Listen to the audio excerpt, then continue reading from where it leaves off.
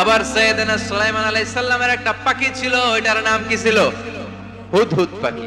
মাথার উপর দিয়ে চলতো, আর ওইটার চোখে জুমিং পাওয়ার আল্লাহ এত বেশি দিয়েছিল, এটা জমিনে নজর করলে বুঝতে পারতো কয় হাজার ফিট নিচে পানি আছে, পানিটা মিষ্টি না লবণাক্ত না কেমন, দেখে দেখে মুহূর্তের মধ্যে সাইয়েদনা সুলাইমানের কাছে সব তথ্য সরবরাহ করে দিত। কোন সুবহানাল্লাহ। এজন্য আল্লাহ বললেন, নাস্তিকগুলো কি পাখির দিকে তাকায় না? এই পাখির দিকে তাকালে পাখির রব আল্লাহরে খুঁজে পাওয়া যায়। পাখির দিকে তাকালে, মুক্ত বিহঙ্গের দিকে তাকালে কেমন করে পাখিগুলো উড়ে যায়। এই পাখিগুলো আকাশে ধরে রাখে কে? মা ইউমসিকুহুন্না ইল্লার রহমান। ওই রহমান ছাড়া কেউ পাখিগুলোরে শূন্যে ধরে রাখতে পারে না। কত শত আয়াতে যে আল্লাহ পাখির কথা বলেছেন হিসাব নাই। কত ধরনের পাখি যে আল্লাহ বানিয়েছেন কোনো হিসাব নাই। আপনারা ঘরে জিওগ্রাফিক্যাল চ্যানেলগুলো দেখেন? হ্যাঁ, না জি বাংলা দেখেন? স্টার জলসা, কিরণমালা, কি দেখেন? জিওগ্রাফিক্যাল চ্যানেল দেখবেন। ওখানে দেখবেন একটা পাখি আল্লাহ তৈরি করেছে, পৃথিবীর সবচেয়ে ছোট পাখি, নাম হলো হামিং বার্ড। কি নাম? The smallest bird ever in the world. সবচেয়ে ছোট। এটা প্রাপ্তবয়স্কে 3 থেকে 5 ইঞ্চি লম্বা হয়। এটার পূর্ণ যৌবন, এটা লম্বা কতদূর?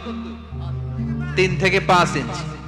এটা প্রতি সেকেন্ডে ডানা ঝাপটাতে পারে 80 বার। কয়বার? আমাদের ডানা আছে না 2টা? আপনি আপনার ডানা 1 সেকেন্ডে কয়বার ঝাপটাতে পারবেন? হ্যাঁ, আমি ঝাপটাইলাম, কয়টা হয়েছে 1 সেকেন্ডে?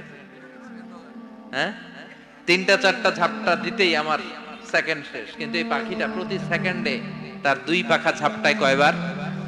পৃথিবীর সব পাখি সামনে ওড়ে, তো এই পাখি সামনে যেমনি ওড়ে, এট দ্য সেম টাইম এই পাখি পিছনের দিকে উঠতে পারে। সুবহানাল্লাহ। বাড়িতে যেয়ে বললেন,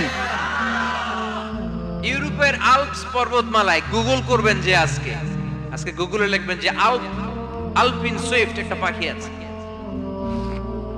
এই পাখিটা একবার যখন শূন্যে উড়াল দেয়, উড়ন্ত অবস্থায় এটা আকাশে 6 মাস থাকতে পারে। আকাশের মেঘের আপ থেকে পানি খায়, শূন্যে ভেসে বেড়ানো পোকামাকড় ধরে খেয়ে বেঁচে থাকে। 6 মাস পরে একবার জমিনে ল্যান্ড করে নামে কয়েকদিন থেকে আবার উড়াল মারে, আবার উড়াল মারলে আবার 6 মাস। আলপিন সুইফট। আরেকটা পাখি আছে, অদ্ভুত পাখি, নাম হোমা বার্ড।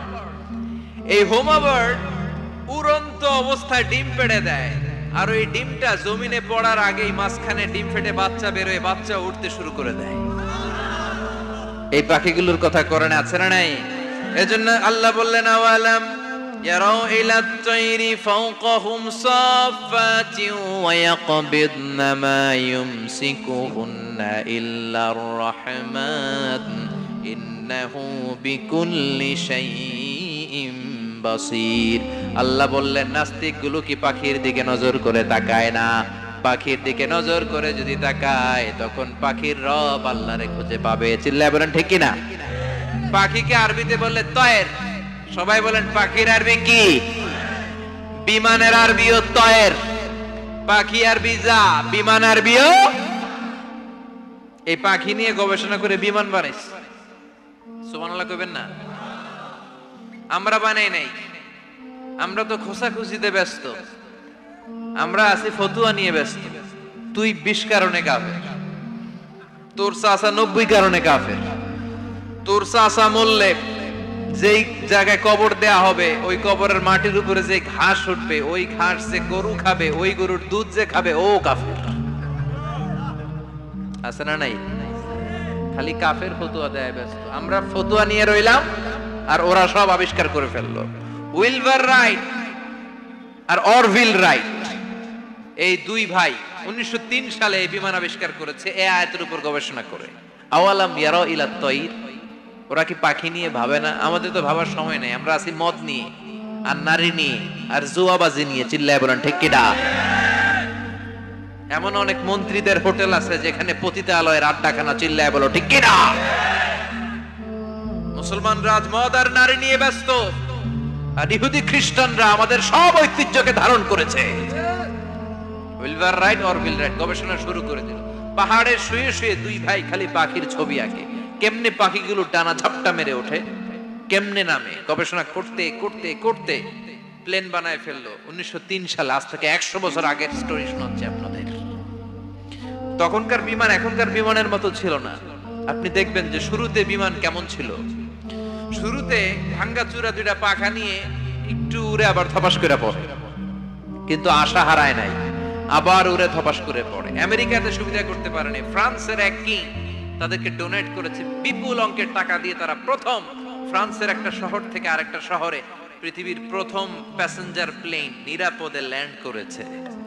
মানুষের উড়ার স্বপ্ন সফল হতে শুরু করলো। এখন বিভিন্ন ধরনের বিমান একটার পর একটা শুরু হয়েছে।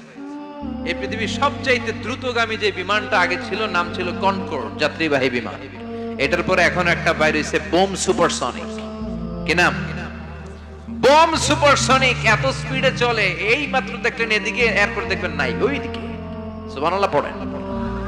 কি বিশাল বিশাল ডবল ডেকার গুলো নিয়ে শূন্যে উড়াল দেয়। A3 এয়ার বোয়িং A380 বর্তমান পৃথিবীতে সবচেয়ে বড় প্যাসেঞ্জার বিমান। কার্গো বিমান তো এগুলোর 7-8 ডবল বড় হয়। I am talking about the passenger plane A380। 525 জন যাত্রী নিয়ে এটা শূন্যে উড়াল দেয়।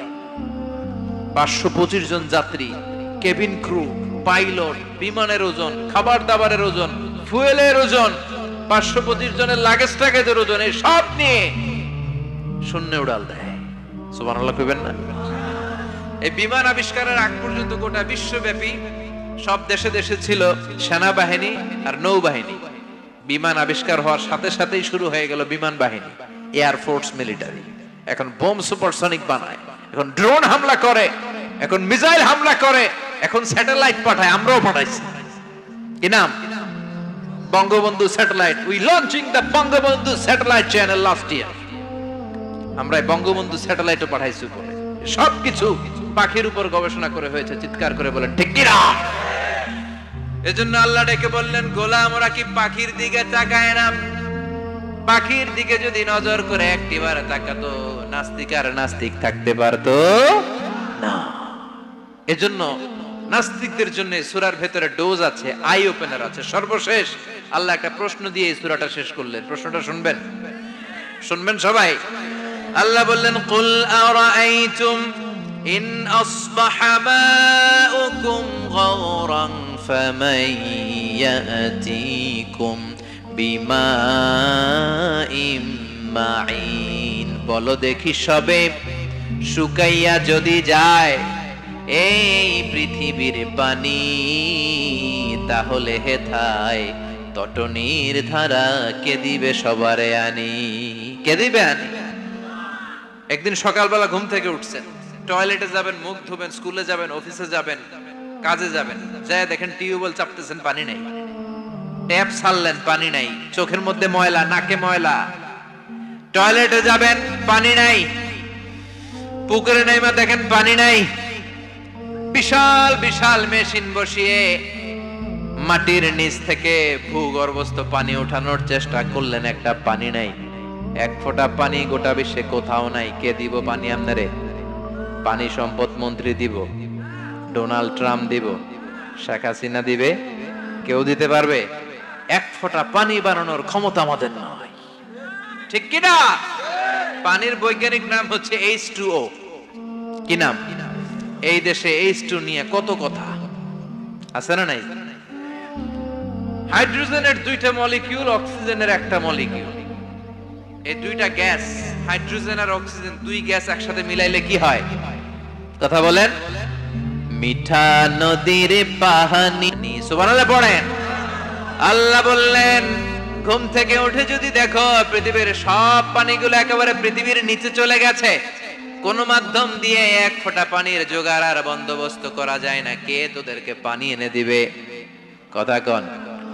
আল্লাহ ছাড়া এক ফোঁটা পানি এনে দেওয়ার মতো ক্ষমতা কারো আছে নাকি? আবার পানি থেকে পৃথিবীর সব কিছুরে বানালো কে? ওয়াজআলনা মিনাল মাই কুল্লা শাইইন হাই আফালা ইউমিনুন।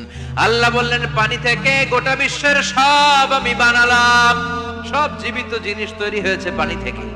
এটা কোরআনের কথা। কার কথা? আর 1500 বছর পর বিজ্ঞানীরা এখন বলছে পানি থেকেই সব প্রাণ এসেছে। সুবহানাল্লাহ পড়েন। বিজ্ঞানীদের রিসার্চে এসেছে পৃথিবীর সর্বপ্রথম যে প্রাণীটার উৎপত্তি, এটার নাম নাকি অ্যামিবা। কি নাম? It's a very small unicellular organism in the world. এককোষী শৈবাল অ্যামিবা এসেছে পানি থেকে, ওদের কথা। তারপরে এসেছে জুপ্লাঙ্কটন, ফাইটোপ্লাঙ্কটন, ব্যাকটেরিয়া প্লাঙ্কটন, একটার পর একটা ডেভেলপ করেছে, সব এসেছে পানি থেকে। পানি নাই তো কিচ্ছু নাই, পানি হচ্ছে প্রাণের ব্লুপ্রিন্ট। চিল্লায় বলেন ঠিক কিনা? পানির মধ্যে সব প্রাণের অস্তিত্ব রেখে দিয়েছে কে? আবার ফলের মধ্যে আল্লাহ পানি দিয়ে বললেন আন্না সাবাবনাল মাআ সাব্বা, যেখানে যতটুকু পানির দরকার, রসের দরকার, সব রস দিল কে? ক্ষীরার ভিতরে পানি আছে না নাই? কলার ভিতরে, আপেলের ভিতরে, তরমুজ, তরমুজ তো পুরাই পানি। কথাগণ, ডাবের ভিতরে কে দিল? নাকি আমনে বানাইছেন? কেউ বানাতে পারে? এই পানিগুলো দিল কে? আবার আল্লাহ বললেন মারাজাল বাহরাইনি ইয়ালতাকিয়ানি বাইনাহুমা বারযাখুল লা ইয়াবগিয়ান ফাবিআইয়ি আলাই রাব্বিকুমা তুকাযযিবান। দুই দিকে সাগর বয়ে যায়, একদিকে এলো না পানি, একদিকে মিঠা পানি, একসাথে সাগরটা বয়ে যায়, কিন্তু মাঝখানে এমন ব্লকেজ, একটার পানি আরেকটার সাথে মিশে না, আটকায় রাখলো কে? দেখছেন আপনারা কোথাও এটা? কই দেখছিলেন? গোয়ালন্দ, বুড়িগঙ্গার এখানে একসাথে পানি বয়ে যায়, এই জায়গায় পানি, এই জায়গায় পানি মিলে না, মিশে না। দাউদকান্দির এখানেও আছে, মিশে না। এর কারণ এই পাশের পানি, এটা ডেনসিটি হাই, বেশি ঘন, এটা ডেনসিটি লো, এটা পাতলা, এটা টেম্পারেচার হাই, এটা টেম্পারেচার কম, এটা লবণ বেশি, এটা লবণ কম, দুইটা দুই পানি একসাথে বয়ে যায়, একটার সাথে আরেকটা মিশে না। এই কারিগরটা কে? চিল্লায় বলতে হবে কে? সেজন্য আল্লাহ বললেন গোলাম পানি দিয়ে আমি বানালাম, পানি ছাড়া বাঁচবি না, এজন্য সব জায়গায় পানির ব্যবস্থা করে দিয়েছে কে? আবার বেশি পানি হলেও মরার ব্যবস্থা আছে না নাই? সাইয়েদনা নূহ আলাইহিস সালামের কওমকে বন্যা দিয়ে ধ্বংস করেছে কে? এজন্য পানি চাইবো কার কাছে? কথা কন। আল্লাহ মেঘ দে পানি দে, ছায়া দে রে তুই, আল্লাহ মেঘ দে। সবাই পড়েন না? আল্লাহ মেঘ দে পানি দে, ছায়া দে রে তুই, আল্লাহ মেঘ দে। দেয়ার মালিক একজন, তিনি কে? চাইতে হবে কার কাছে? সব ক্ষমতার মালিক কে? নাকি আমরা? আমরা ক্ষমতার মালিক আর জীবনে কোনোদিন বলবেন মানুষ সকল ক্ষমতার উৎস, এই কথা কোনোদিন বলা যাবে?